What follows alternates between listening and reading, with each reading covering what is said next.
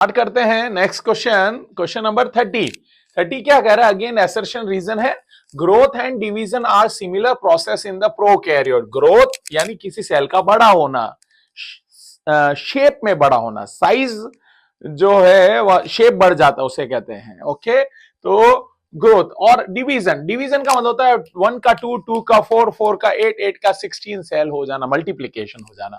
तो अब ये प्रोकैरियोट, प्रोकैरियोट का क्या प्रॉब्लम चल रहा है भाई? प्रोकैरियोट में कंपार्टमेंटलाइजेशन नहीं होता है जैसा अपन ने सेल के स्ट्रक्चर में पढ़ा था।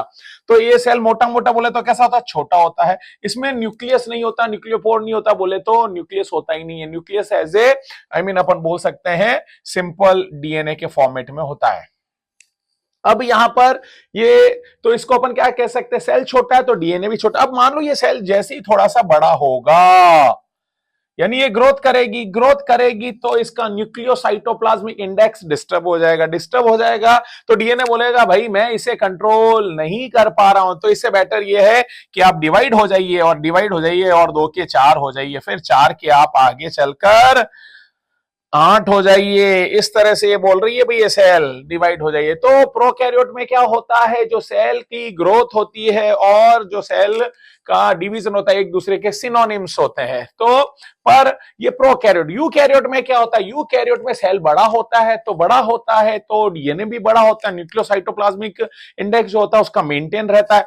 अब यहां पर क्या प्रॉब्लम है कि अगर आप यहां पर क्या भाई यूकैरियोट में, तो वहां ग्रोथ होगी तो ग्रोथ होगी, डिवीजन होगा तो डिवीजन होगा। ग्रोथ एंड डिवीजन का आपस में सिनोनिम जैसा रिलेशनशिप नहीं होता है। तो in prokaryote the DNA comparatively large, large बोलते तो आंसर हो गया wrong. So the growth and division are the simultaneous process होता है। तो पहला ऑप्शन सही है, दूसरा ऑप्शन जो हो गया है वह गलत हो गया। तो इसे कहते हैं assertion is correct and reason is wrong। तो आंसर रहता है इसमें 3 जाता है मेरा बेटा। अब देखिए अगर मैं इसका आंसर 1 करना चाहूं तो क्या करूंगा?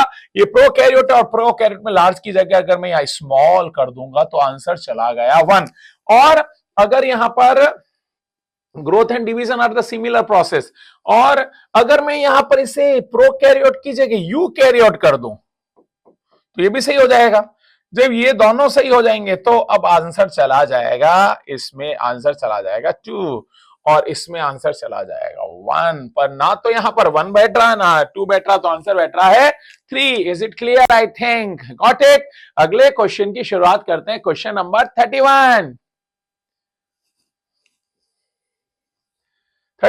In the onion cell of the mother cell 16 chromosome and the 2C amount of the DNA, then what would be the number of chromosome in the dyad?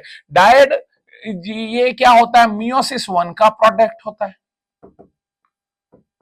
में 1 सेल बन गया 2 सेल, और जब मियोसिस 2 होगा तो ये 2 सेल बन जाएगा 4 सेल। तो डायड वर्ड किसके लिए आ रहा है भाई? डायड वर्ड जो आता है वह स्पेशली आता है किसके लिए? मियोसिस 1 डिवीजन का जो प्रोडक्ट होता है वह मियोसिस 1 जिसमें हो रहा है वह वाला। तो मियोसिस 1 हो रहा है यहां पर, तो मियोसिस 1 हुआ यहां। अब मियोसिस 1 का जो प्रोडक्ट है उसमें क्या होगा भाई? मियोसिस 1 में क्या होता है? अमाउंट ऑफ डीएनए जो होता है वो सेम रहता है और नंबर ऑफ क्रोमोसोम हो जाते हैं हाफ। तो 16 के हाफ कितने होंगे? 8 हो जाएंगे। और अमाउंट ऑफ डीएनए कैसा रहेगा? 2C रहेगा। तो 8 and 2C, तो आंसर रहा मेरा बेटा the second option would be